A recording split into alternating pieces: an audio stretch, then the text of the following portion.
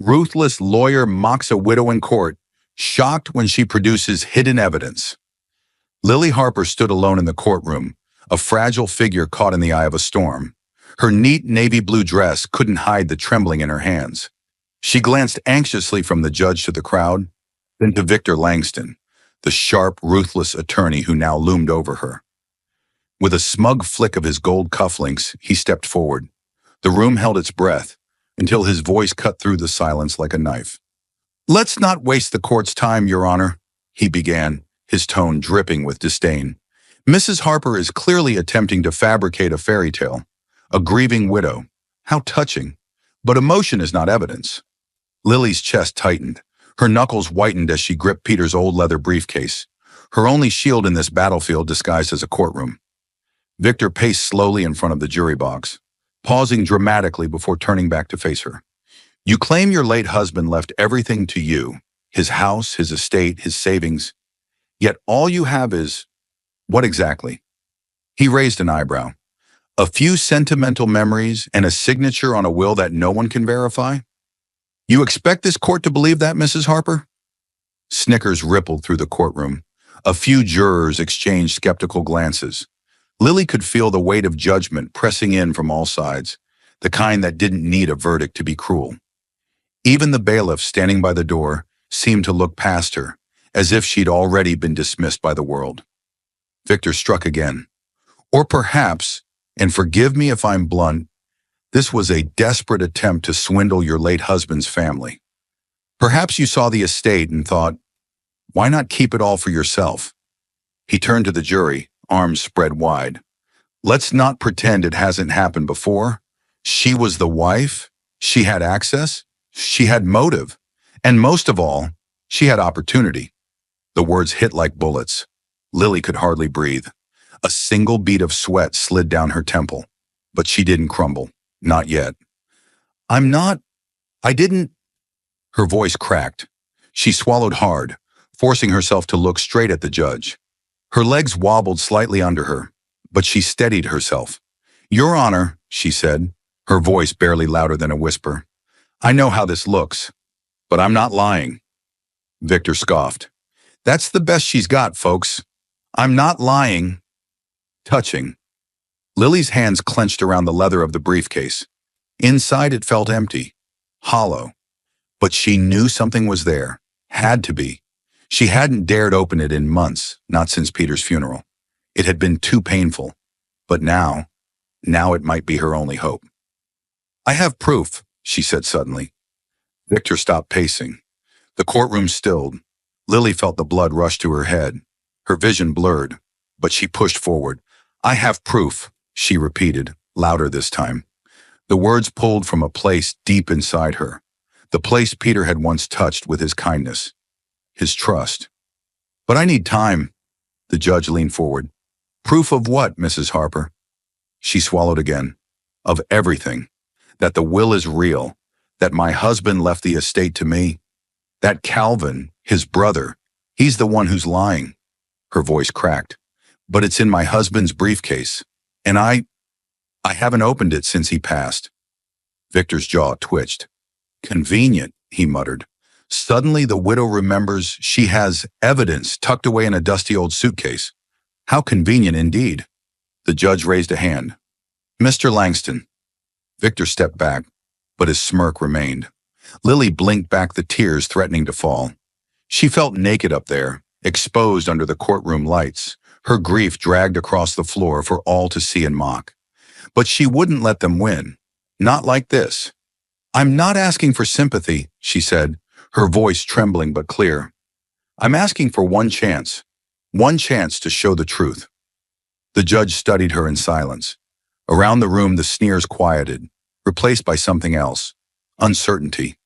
A shift. Small but real. Finally the judge nodded. "You'll have 48 hours, Mrs. Harper. Present something concrete, or this court will move forward without it." Lily exhaled shakily, nodding. Victor leaned toward her, just close enough for only her to hear. "Tick-tock, widow," he whispered. "Time's running out." The night was suffocatingly still, as if the world itself had paused to watch Lily Harper's next move. Rain lashed at the windows in chaotic waves, drumming a frantic rhythm against the glass. Thunder cracked overhead like a warning from the heavens, but Lily didn't flinch. She sat on the floor of Peter's study, surrounded by memories that once brought her comfort, but now felt like cruel echoes of a life stolen too soon. Her courtroom humiliation that morning still played in a relentless loop in her mind. Victor Langston's smug smirk, the mocking glances from the jury, the judge's restrained skepticism. They had all seen her as weak, desperate, a grieving widow clinging to fantasy. But she knew the truth, and now she needed to prove it. Her eyes drifted to the object she had avoided for months, Peter's old leather briefcase. It sat quietly in the corner of the study, untouched since his funeral, coated in a thin layer of dust like a forgotten relic. It had been too painful to even look at before, but tonight, pain had taken a back seat to fury. Tonight, she needed answers, or ammunition. With shaking hands, Lily pulled the briefcase closer. The leather creaked beneath her fingers, the brass buckles cold and stiff. She hesitated, her breath catching in her throat. The last time she'd held it, Peter had still been alive, still holding her hand, still promising her everything would be okay. Now she had to fight alone. The latch snapped open with a metallic click that echoed louder than it should have. Inside, at first glance, it seemed ordinary, just a jumble of work documents, schematics, receipts, and Peter's ever-meticulous notes from his job as a civil engineer. Nothing that screamed salvation. She rifled through the papers with growing desperation, her fingers moving faster, more frantic. Her pulse roared in her ears. Was she wrong? Was it just a briefcase? And then her fingertips found something that didn't belong. The inner lining was slightly raised on one side, subtle, barely noticeable. Her fingers searched until she felt a hidden seam. Her breath hitched. She dug in, pulling gently until a concealed panel slid open with a soft, almost reluctant click. There it was, a sealed envelope, thick and heavy, her name written across the front in Peter's unmistakable handwriting. For Lily, only if I'm gone. Her heart stopped. She didn't cry. She didn't speak. She simply stared at the envelope as if it had materialized from a dream. Slowly, reverently, she opened it, her hands trembling uncontrollably. Inside was a handwritten letter, folded with precision, and a stack of documents that looked anything but ordinary. She unfolded the letter first. Peter's voice filled her mind the moment her eyes scanned the page. My dearest Lily, if you're reading this, it means I didn't make it back to you. I'm so sorry, my love. I've feared this day for months, ever since Calvin started acting strange. The way he talked about the estate, the money, the legacy he thinks he's owed. I knew he was planning something. I knew he'd stop at nothing. That's why I built this, because I had to protect you, even if I wasn't there to do it myself. These documents prove everything. Every lie he's told, every debt I paid on his behalf, every message he sent when he thought no one was watching. It's all here. Don't let him take what's yours, Lily. What's ours? Fight. Even if your voice shakes. Fight for the life we built. I believe in you. I always did. Love, Peter. Lily choked back a sob, the paper shaking in her hands. She could almost hear his voice, feel his presence beside her. But she didn't have time to grieve. Not now, not with this in her hands. She turned to the documents, and her breath caught. Property deeds with Peter's name clearly listed as sole owner. Copies of account transfers from Peter to Calvin. Tens of thousands of dollars listed as repayment for medical debts and family emergencies. There were emails printed out, with Calvin's name at the top, threatening Peter in increasingly aggressive tones. If you don't change the will, I'll do it myself. There were even notarized letters, statements from Peter explaining why he had excluded Calvin from the will, citing his erratic behavior, his threats, and his refusal to change. Every document was dated, signed, and perfectly preserved. And then, the final blow. Screenshots of text messages from Calvin. One read, "She doesn't deserve the house. You were a fool to marry her." Another, "You better rethink that will, Peter. Blood comes before marriage." Lily's hands shook with equal parts heartbreak and rage. She could feel her blood boiling beneath her skin. This wasn't just about money. This was war, and they had tried to leave her defenseless. But Peter had seen it coming, and now she was no longer unarmed. She carefully repacked the briefcase, sliding Peter's letter back into its envelope and securing the hidden compartment. The storm outside howled as if echoing the fire inside her chest. She stood slowly, her shoulders straightening for the first time in weeks. There was no more fear, no more self-doubt, only purpose. Tomorrow she would return to court. She would walk into that room not as a widow, helpless and broken, but as a warrior armed with the truth. They would see. Victor Langston would see. Calvin Harper would see. The judge, the jury, the world, everyone who had scoffed at her grief, dismissed her pain, laughed at her tears, they would see exactly who Lily Harper was. But just when Lily thought she had found a sliver of hope, everything was ripped away in a single, terrifying night. Lily didn't notice anything wrong until the silence felt wrong. The porch light flickered above her as she slid the key into the lock. But when the door creaked open with a ghostly groan, her breath caught. The hallway light had been left on. She never left it on. Her pulse kicked up. She stepped in slowly, every sense on high alert. The scent of something foul, sweat, smoke, maybe fear, hung in the air. Her eyes scanned the room. Drawers pulled open, books thrown to the floor, cushions gutted like prey, the quiet chaos of a professional search. And then she saw it. The closet door, open, the briefcase, gone. Her legs nearly gave out beneath her. That case had everything. Every copy of Peter's documents, his will, the property deeds, the letter, the proof. And now it was gone, vanished into the hands of someone who wanted her destroyed. Trembling, she fumbled for her phone and dialed 911. Her voice barely rose above a whisper, but it was laced with panic. "There's been a break-in. They took something important. Please hurry." 20 minutes later, flashing red and blue lights lit up the house. Officers moved through the wreckage with careful hands, asking routine questions that barely scratched the surface of her horror.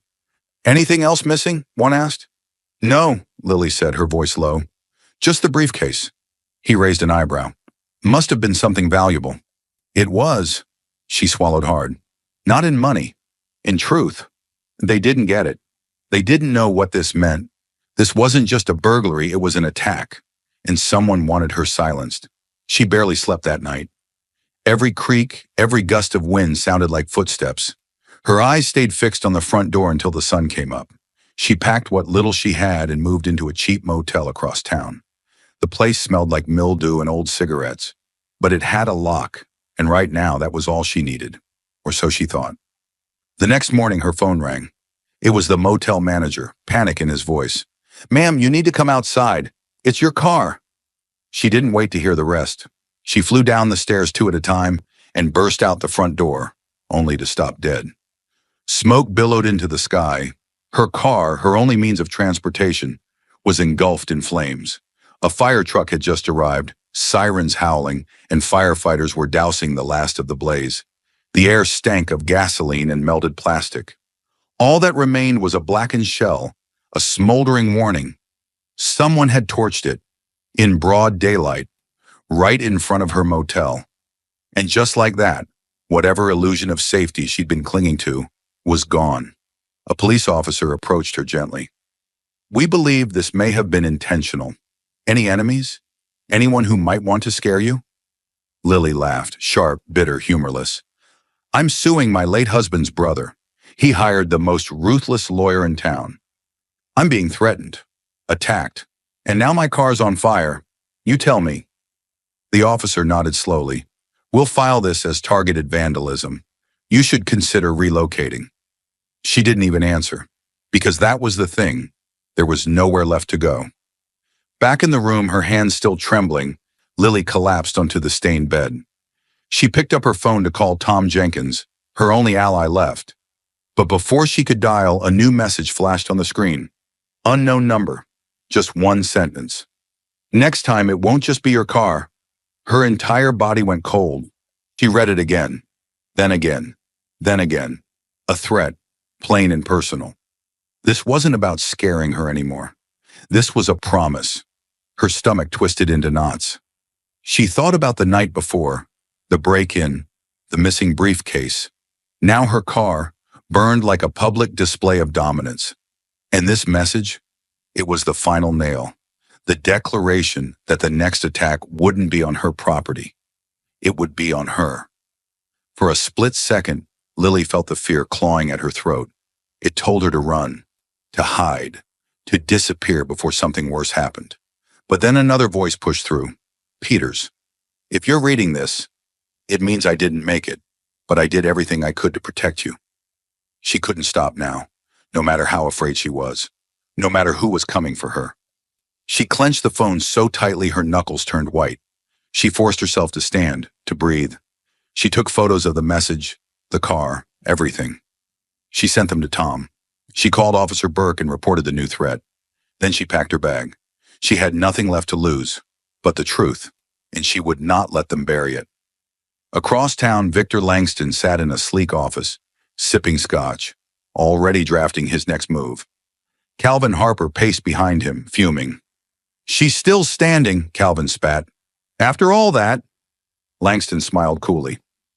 Not for long, but what neither of them knew was this. Lily Harper wasn't broken. She was just getting started. After the terrifying break-in, the burning of her car, and the chilling anonymous threat, Lily felt the walls closing in. The briefcase with Peter's evidence was gone. The legal system seemed powerless, and her enemies were tightening their grip.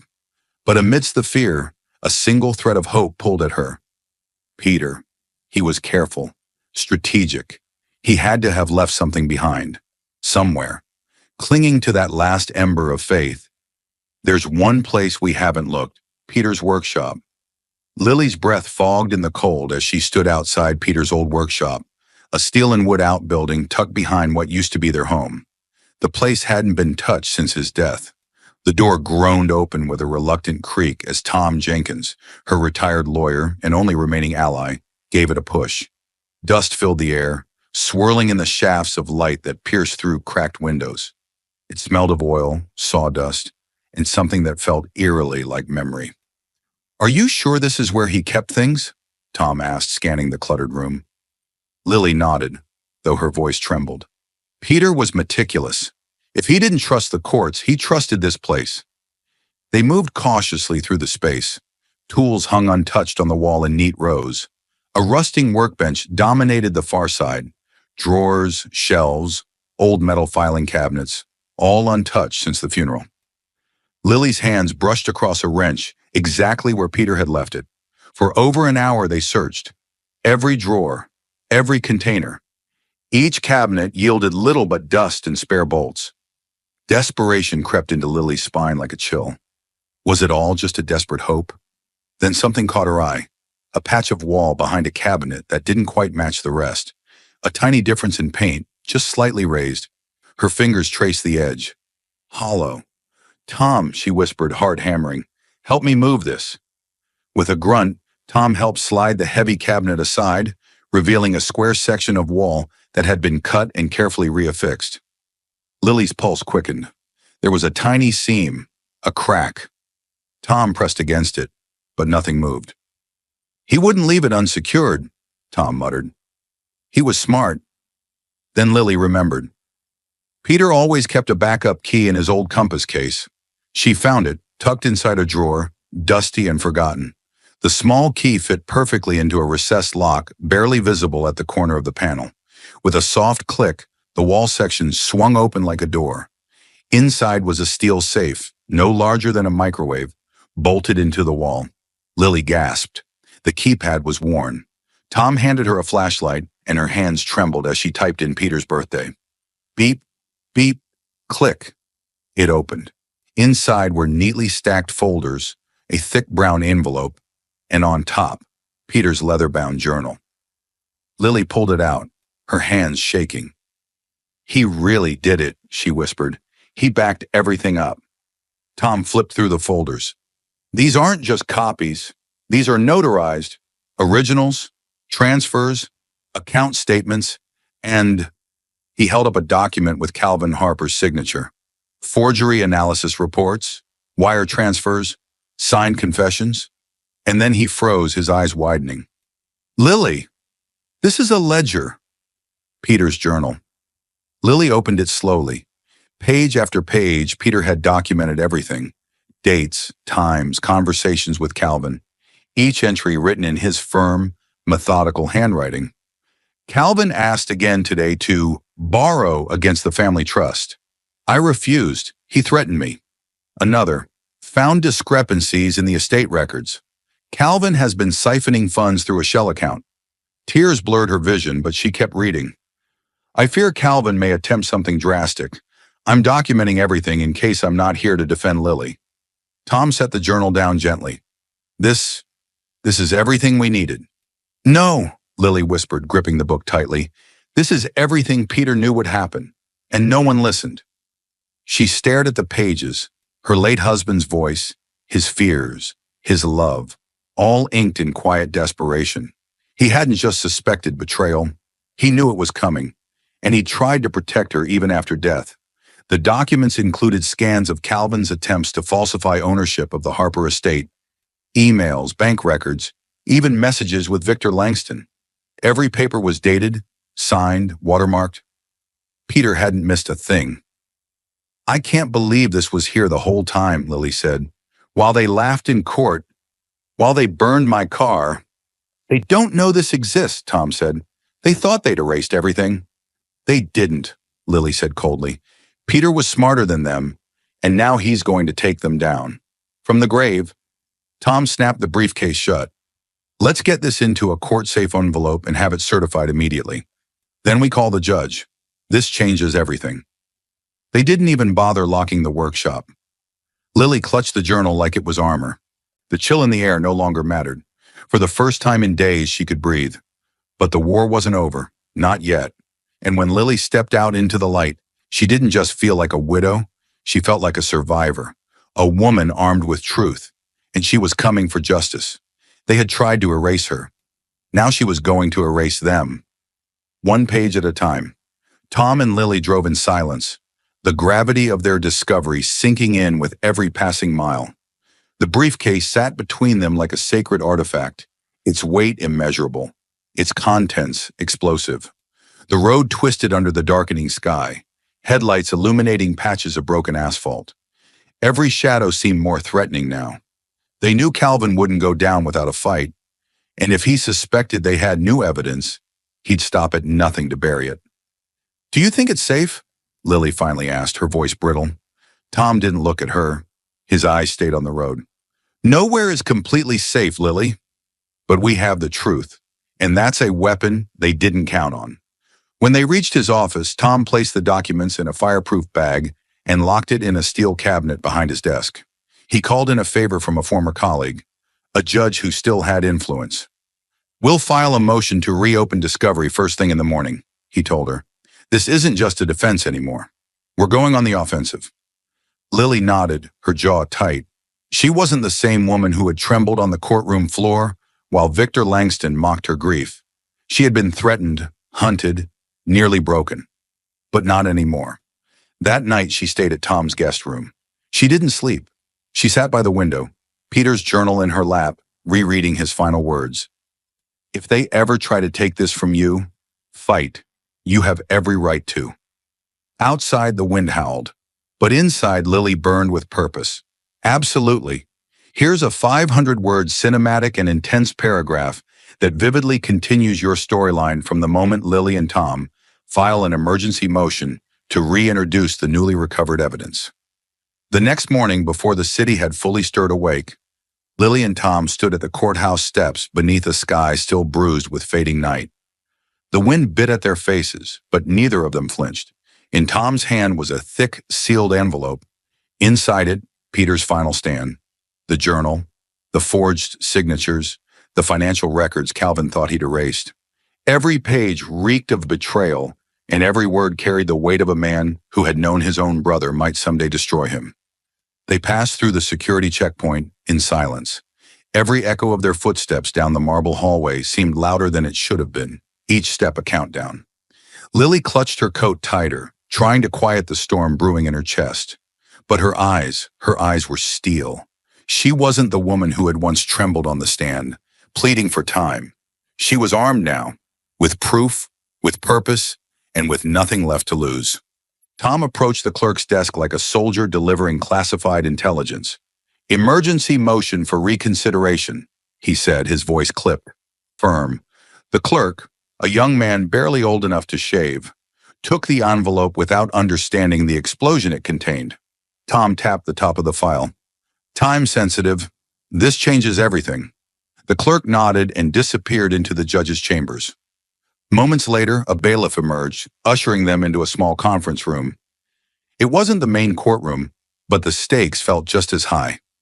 Lily's hands trembled slightly as she set the duplicate documents on the table, spreading them like ammunition across a battlefield.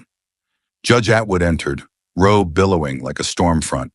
His eyes flicked to the pile of paperwork, then to Lily. "This better be worth my time," he said flatly. Tom didn't hesitate. "Your Honor, what we're presenting isn't just new evidence. It's the truth that was buried. Intentionally." Judge Atwood leaned forward as Tom laid out the timeline. The theft, the arson, the anonymous threats, and finally the secret safe inside Peter's workshop.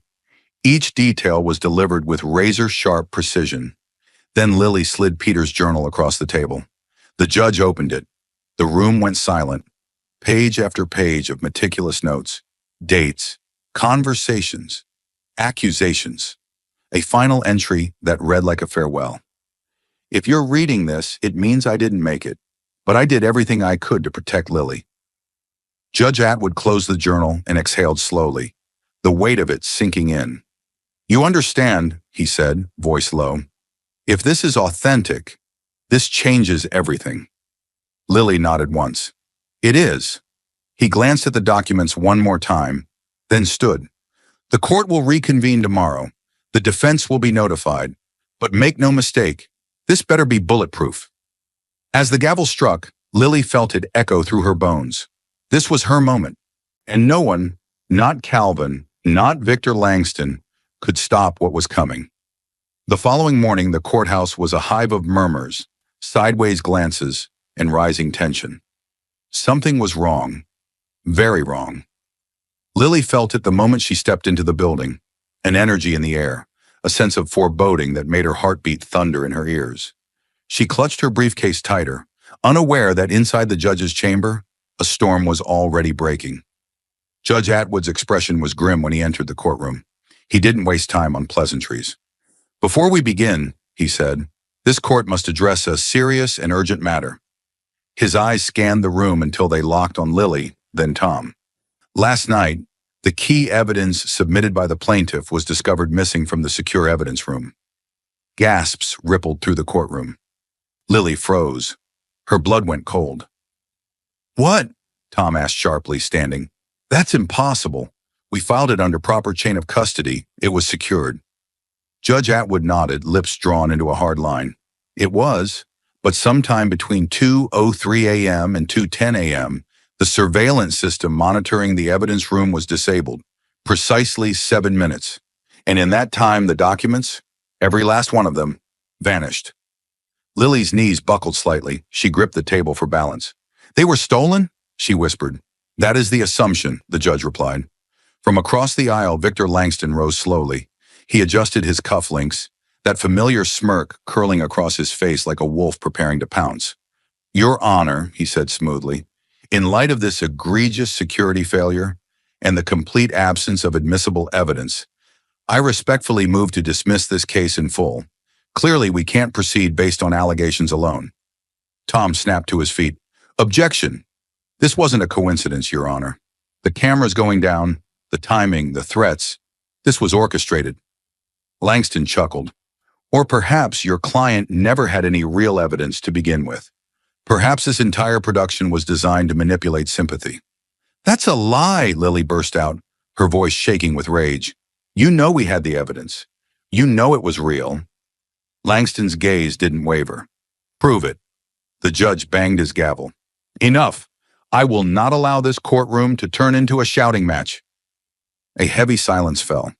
Judge Atwood leaned forward, folding his hands. "The loss of evidence is unacceptable, but dismissal is a severe remedy. One I do not hand out lightly. He turned to Tom. You have 1 week, 7 days to recover the missing evidence or provide irrefutable proof of its prior existence. If you fail, I will be forced to dismiss the case. Lily's breath hitched. 1 week, 1 week to save everything. Outside, the media swarmed, cameras flashing, microphones shoved in her face. Ms. Harper, is it true your evidence was stolen? Do you suspect foul play? Is this case over? Lily didn't answer. She couldn't. Not yet, because the clock was ticking, and this time, she wasn't just fighting for justice. She was fighting for survival. Back in Tom's office, the air was thick with disbelief and fury. Papers were scattered across the table, coffee going cold in untouched mugs. Tom paced the floor like a man possessed, hands clenched into fists. 7 minutes, he muttered. 7 damn minutes. They knew exactly when and how to strike. That wasn't random. It was professional. Lily sat rigid in the chair, her hands folded tightly in her lap to stop them from shaking. Her mind raced with faces, possibilities, motives. You think it was Langston? She asked. Tom stopped pacing and looked at her. Langston's too smart to do the dirty work himself. But Calvin, he has the desperation, the connections. He knows this is the only thing standing between him and a fortune. Officer Burke joined them within the hour. His expression was grim, jaw locked tight. Security footage confirms it. Cameras were remotely disabled from inside the courthouse network. This wasn't a break-in, it was an inside job. Lily's heart dropped. So someone inside the court helped them? Burke nodded. Or was bribed, coerced, maybe even blackmailed. We're working on tracing the digital signature. But this was no amateur. Tom slammed a file onto the table. We need to rebuild. Everything. Every copy. Every note. The fight for justice is just beginning. More shocking twists are ahead. Don't miss a moment. Like, subscribe and turn on notifications to stay with us. Thank you for standing for truth and justice. Where are you watching from? Let us know. Night had fallen like a dark curtain as Lily Harper sat quietly in the back seat of Officer Burke's cruiser, her hands clenched tightly in her lap. Her breath fogged the glass as they drove past the edge of town, leaving behind the buzz of city lights and heading into the desolate industrial outskirts. They had traced the IP address used to disable the courthouse security system, the same breach that led to the theft of her evidence. The signal ended at a warehouse no one had used in years. Tonight, the truth might finally come home. Burke gripped the wheel, his jaw tight. This could be it, he said. Stay close. No heroics. Lily nodded, her heart hammering in her chest. The warehouse loomed ahead like a rusting beast, metal siding groaning in the wind. The perimeter was dark, save for a dim light flickering behind one of the windows. They pulled up silently, killing the engine, stepping into the wet crunch of gravel and mud. Inside, the scent of oil, mildew, and damp concrete choked the air. Burke's flashlight beam cut a thin path through the gloom, sweeping across crates, scaffolding, and abandoned machinery. Then, movement. In the far corner, a figure hunched over a desk, a laptop screen casting a pale glow on his hooded face. Next to him sat something that made Lily's breath catch in her throat. Peter's leather briefcase. Burke raised his weapon. Police! Hands where I can see them. The man spun, eyes wide, and bolted. Chaos erupted. The flashlight beam shook wildly. Burke lunged after him. Lily followed, adrenaline pushing fear to the back of her mind. They raced through the steel maze of containers and debris. The suspect darted left, straight into Burke's tackle. They went down hard, metal clanging, curses flying. Lily arrived just as Burke pinned the man to the floor, cuffing him with brutal precision. The suspect snarled, struggling, but it was over. Burke yanked the hood back. Lily gasped. It was him, the man who had broken into her house, the man who had set her car on fire, the man who had sent her that text. Next time, it won't just be your car. He was finally in custody. Burke dragged him upright. You're under arrest for arson, burglary, and interference with a federal investigation. As the man was led away, Lily's eyes locked on the briefcase. She stepped forward, picked it up, and slowly unlatched it. There, neatly stacked, were the missing court documents. Peter's handwritten will, notarized land deeds, financial statements. Beneath them sat a sleek black laptop, its screen still glowing. She and Burke exchanged a glance, then opened the laptop. What they found shattered any lingering doubts. Hundreds of files, spreadsheet logs, encrypted emails, metadata, all pointing to Calvin Harper. Hidden folders revealed correspondence between Calvin and Victor Langston. One email chilled Lily's blood. Ensure the new will looks identical. She'll never know the difference. There were drafts of the forged will, digital timestamps, a file named finalplan.pdf outlining the timeline of the break-in. Another folder contained surveillance screenshots from Lily's home. She stepped back, shaking. They planned all of it, she whispered. Every move, every threat, every lie. Burke was already on his radio. We've got it. Evidence is secure. Suspect is in custody, requesting immediate forensic backup. Outside, sirens pierced the silence, red and blue lights flashing across the wet concrete. The forensic team arrived swiftly. They sealed off the warehouse and began collecting everything: laptop, documents, and fingerprints. Lily stood in the rain, drenched, exhausted, but alive with purpose. Burke approached her. We've got what we need. This time, it's airtight. They drove back to the precinct in silence. Lily clutched the briefcase like a lifeline. Back in the station, she gave her statement. Every moment of the break-in, every detail of the evidence. Meanwhile, the arsonist sat in a steel chair, silent until they showed him the payment trail. Wire transfers linking him to one of Calvin's shell accounts. He cracked. It was Calvin, he muttered. He paid me. Langston told me to erase the files, destroy everything. Lily's heart pounded. It was the confession they'd waited for. The next morning, federal agents raided Calvin Harper's estate. He was arrested while trying to delete files from his home office. Simultaneously, Victor Langston was pulled from a courtroom in handcuffs, his smug expression finally broken.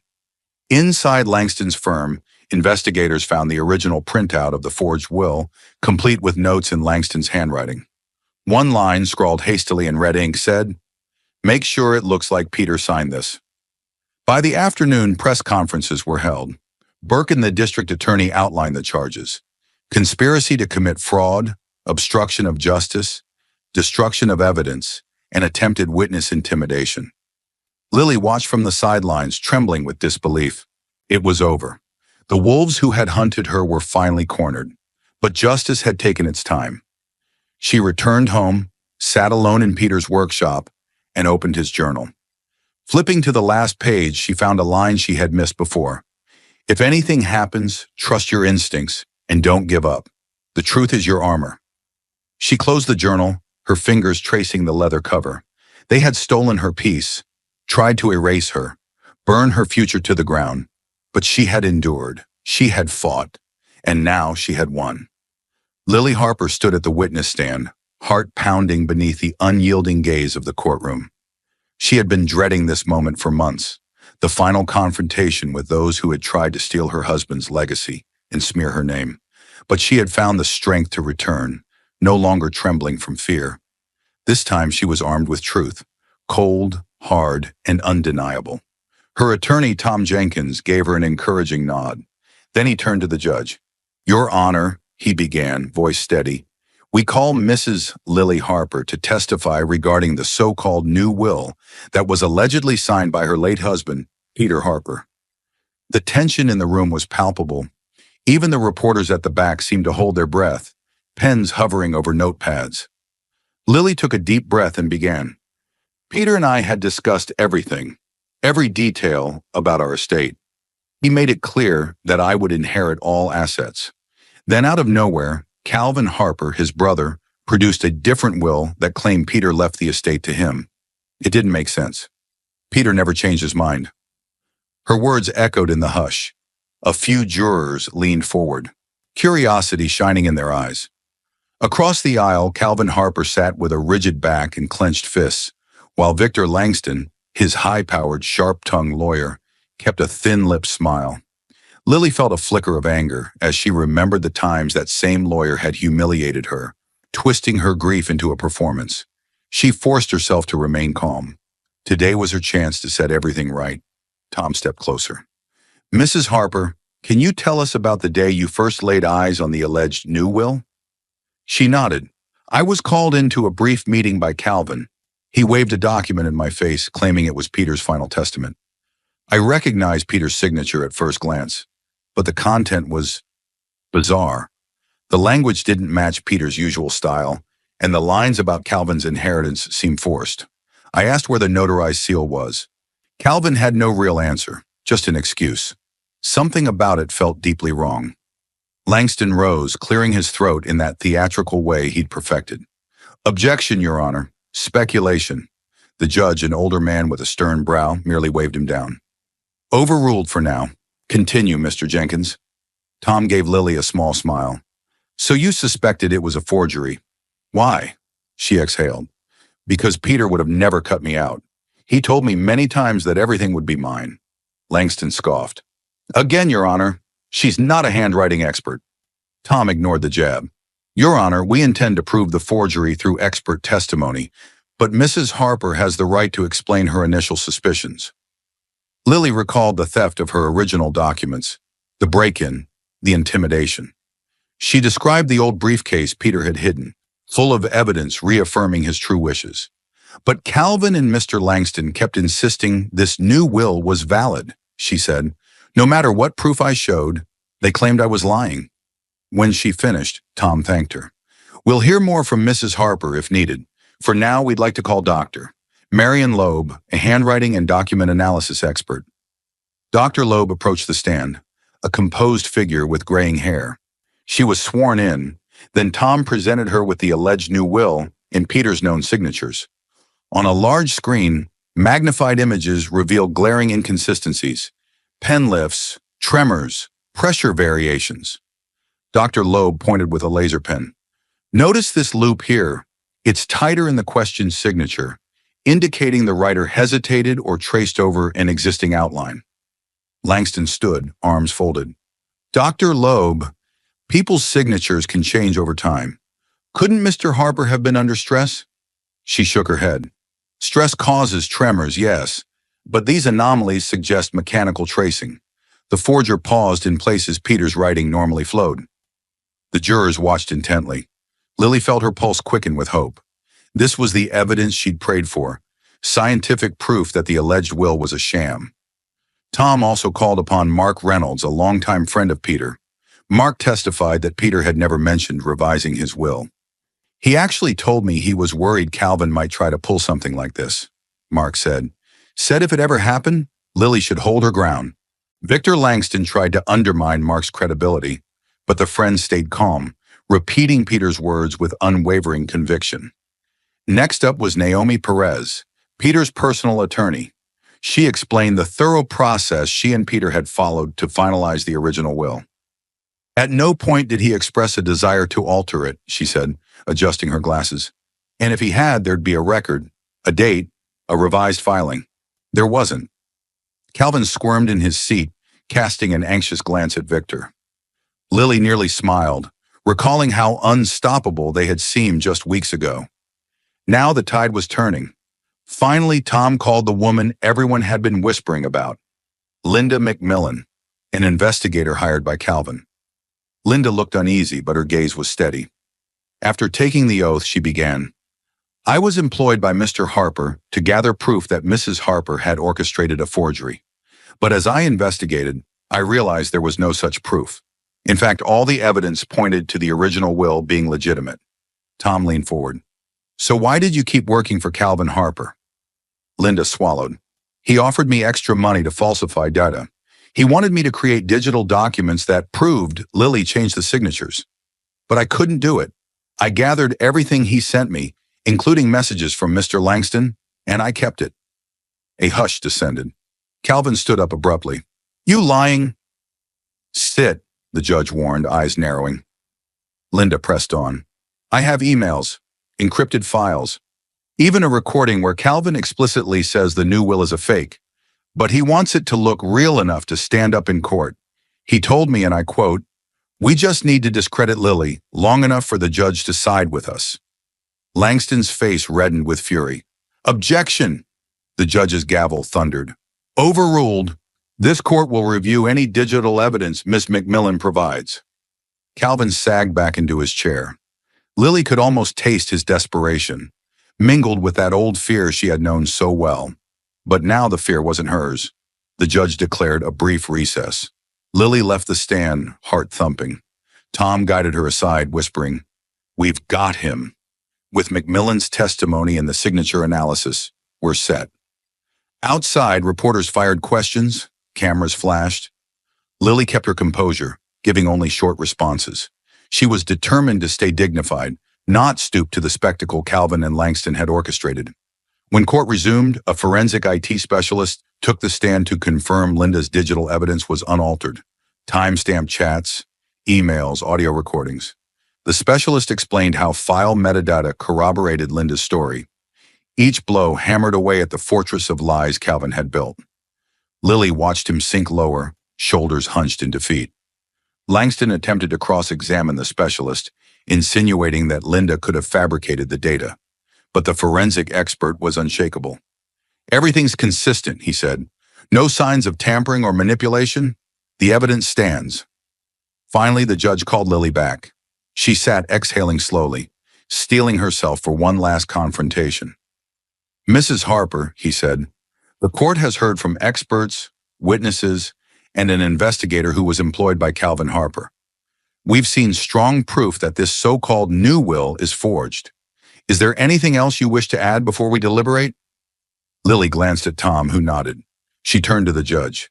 "Your Honor, my husband Peter was a kind, meticulous man who wanted nothing more than to take care of me after he was gone. The new will is a betrayal of everything he stood for. Calvin tried to paint me as a liar, but the truth speaks for itself. I only ask that Peter's real will be honored and that I can finally mourn my husband in peace." A hush followed her words. She saw tears in the eyes of one juror and empathy in another. Tension was electric, like the moment before a storm unleashes its fury. Victor Langston huffed, stepping forward. "Your Honor, the defense maintains that none of this conclusively proves Mr. Harper had no second thoughts. We—" The judge raised a hand for silence. Then he fixed his gaze on Calvin. "Mr. Harper, do you wish to speak in your own defense?" Calvin's face was ashen, his eyes darting around the courtroom. He rose with visible reluctance. "This is a setup," he muttered. "I'm the victim here. My brother told me—" "Enough," the judge snapped, unimpressed by his weak protestations. "We'll proceed to a ruling." He turned to the bench, conferring with his clerk. Tension coiled in Lily's chest. Every second felt like an eternity. At last, the judge faced them again. The courtroom held its breath. Lily Harper stood frozen, her fingers clenched into the wood of the plaintiff's table. Her heart pounded like a war drum in her chest, drowning out the whispering jurors, the creak of the judge's chair, the clicking of pens. Sweat gathered at her temples. She wasn't sure if she was trembling or if the earth itself had tilted beneath her feet. Then the foreman of the jury rose. A silence fell so sharp it felt like glass between them.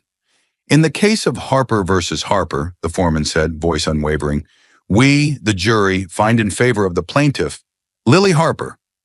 The words landed like thunder. Gasps rippled through the courtroom.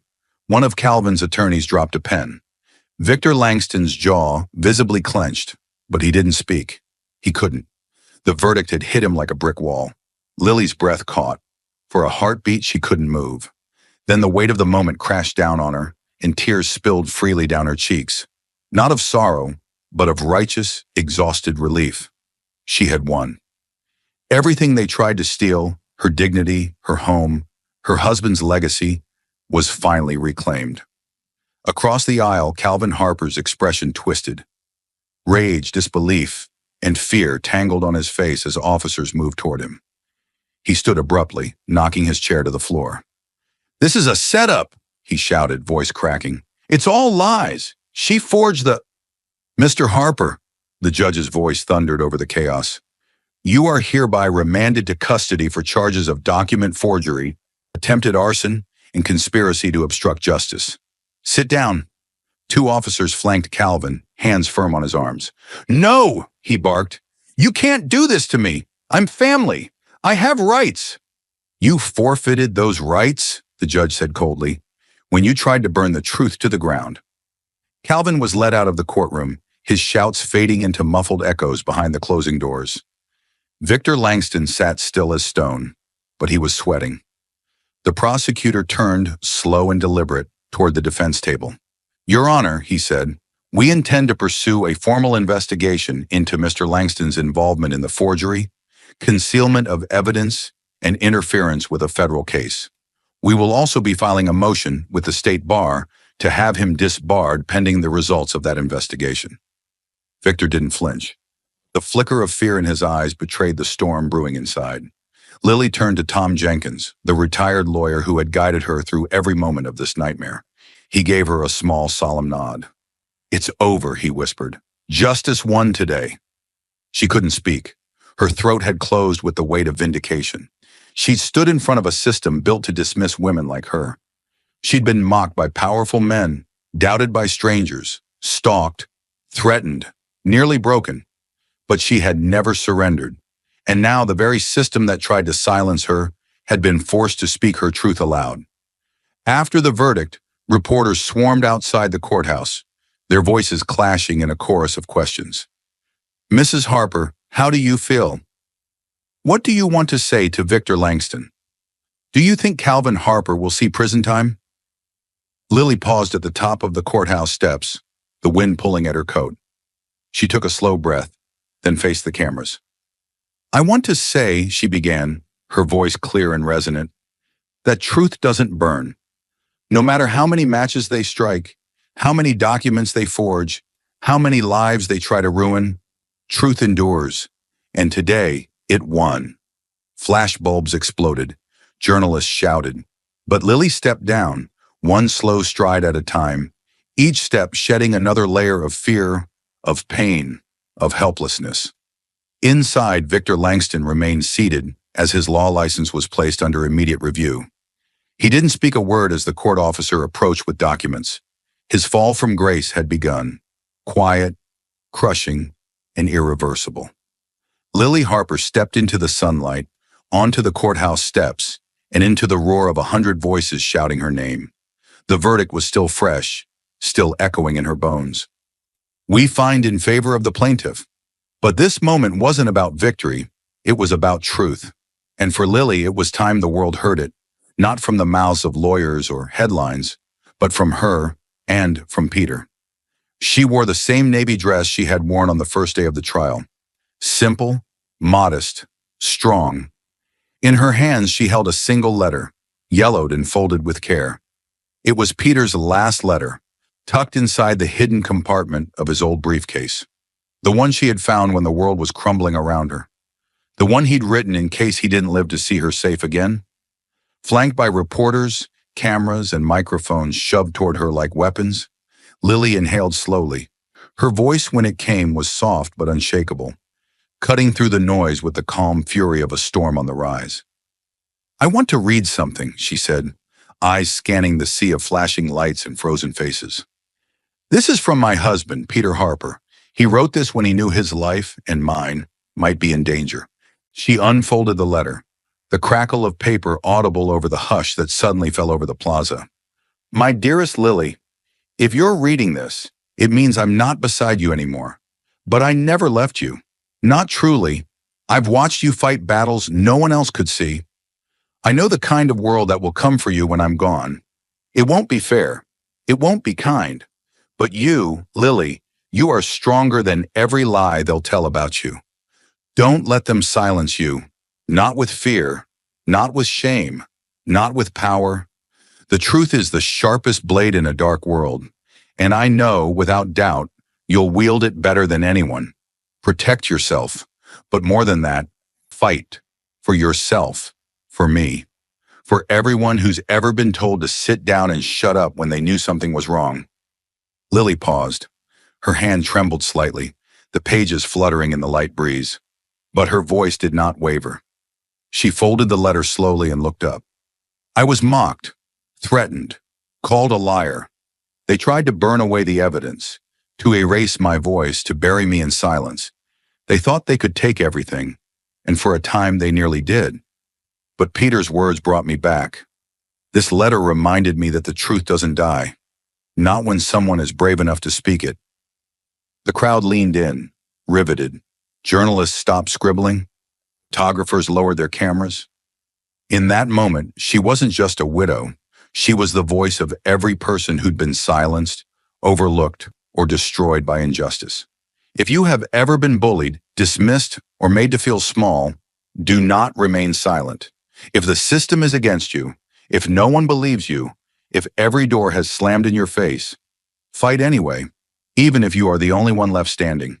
Her voice rose, not in anger, but with a fierce clarity that vibrated in every chest present. They told me to accept the loss, to let it go. They said justice was a luxury only the powerful could afford. But justice isn't a privilege, it's a right. And sometimes the only way to claim it is to walk through fire.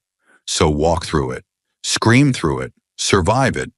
Because when you do, when you refuse to back down, you are unstoppable. A silence hung in the air, thick and electric.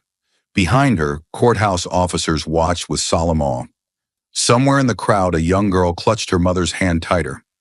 One journalist wiped a tear from behind their lens. Even the hard-faced network anchors, trained to remain detached, stood motionless. Lily continued, her voice dropping into a deeper rhythm, like a drumbeat. They tried to scare me. They sent people to my home. They burned my car. They stole my documents, tampered with evidence, threatened my life, all to protect two powerful men who thought they were untouchable. But the truth caught up to them. It always does. She reached into her pocket and pulled out a single white lily. The crowd watched as she held it up. This was Peter's favorite flower.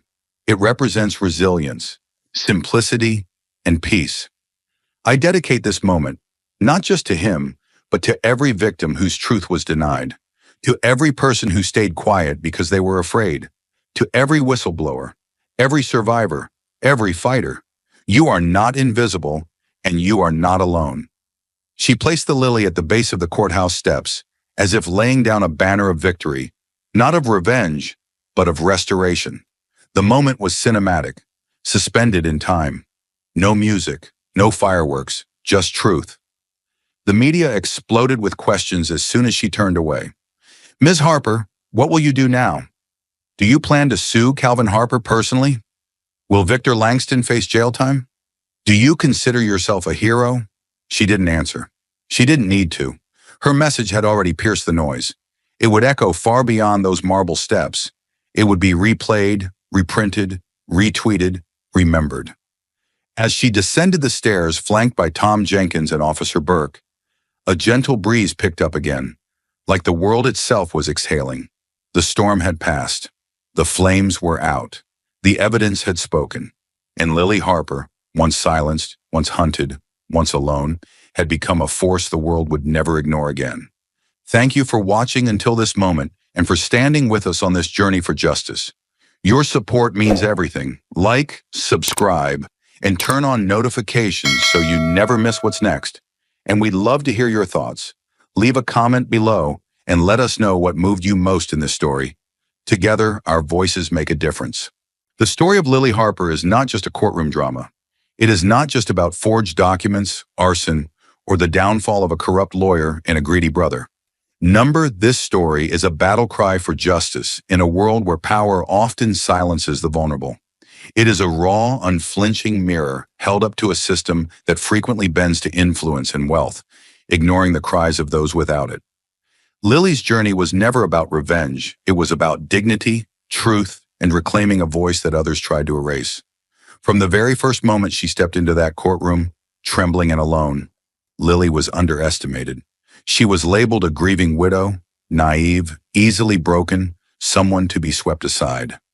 Victor Langston, with all his sharp suits and sharper words, believed that crushing her under the weight of legal jargon and mockery would make her surrender. Calvin Harper, consumed by entitlement, believed he could rewrite history with a few forged papers and enough intimidation. They all believed they were invincible. But what they failed to see, what the world so often fails to see, is the unstoppable force of someone who has nothing left to lose. Lily had already lost her husband. She had already lost her peace. She had been humiliated in public, threatened in private, and hunted like prey. But she held on. Not because it was easy, not because it was safe. She held on because the truth mattered, because what Peter left behind, the documents, the letter, the memory of his integrity, was worth protecting at all costs. And because deep down, Lily knew that silence was no longer an option. But what they didn't expect, what the world often fails to expect, is what happens when someone who has lost everything decides they have nothing left to fear.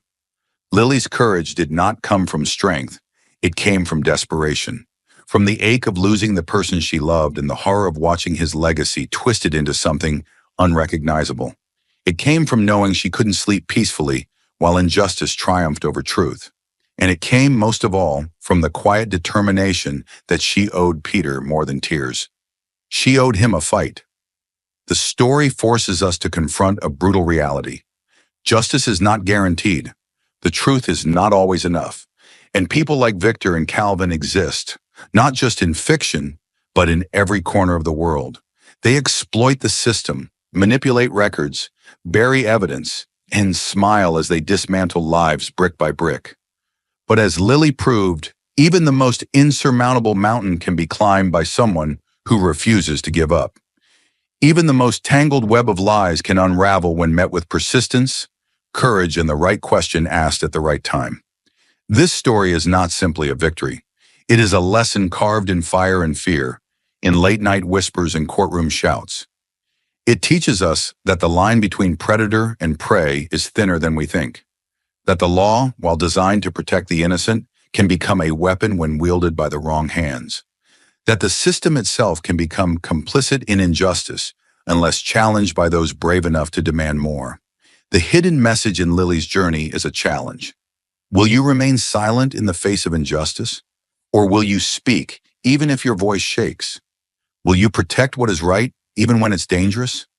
Or will you turn away because it's easier? Her story teaches us that heroism isn't found in grand gestures. It's found in the quiet moments where someone chooses to try again, to believe again, to stand when it would be so much easier to collapse. It's in the letters we leave behind. It's in the briefcases we lock, hoping that someday the truth will matter enough to be opened. And perhaps the greatest truth is this: the powerful are not untouchable. They can fall. They will fall, but only if we are brave enough to confront them. Only if we're willing to be called crazy, dramatic, unstable. Only if we're willing to endure threats, mockery, sabotage, and still keep walking forward. That is what Lily did. That is what countless people are doing every single day, in every corner of the world, even if no one is watching. Through her pain, Lily found clarity. Through loss, she uncovered truth. Through fear, she discovered courage. And when they tried to destroy the last shred of evidence, the stolen briefcase, the torched car, the fabricated will, Lily fought not just for herself, but for every person who has ever been told, "You don't matter." Her victory is not just legal, it is spiritual, emotional, and cultural. It is a reclamation of humanity's greatest weapon, truth. This story teaches us that systems fail, that justice is not passive, and that silence can be a weapon just as dangerous as a lie. But it also shows us that people, when brave enough, can become the storm. They can shake the foundations of the powerful. They can rewrite their fate. They can turn whispered doubts into thunderous declarations. That is the power of one voice, unshaken. That is the legacy of Lily Harper. And in the end, maybe the lesson is this: truth doesn't always roar. Sometimes it begins as a whisper, a letter in a hidden pocket, a trembling voice in a courtroom, a woman standing alone on the courthouse steps. But when that whisper is believed in, fought for, and shouted from the rooftops, it becomes a revolution.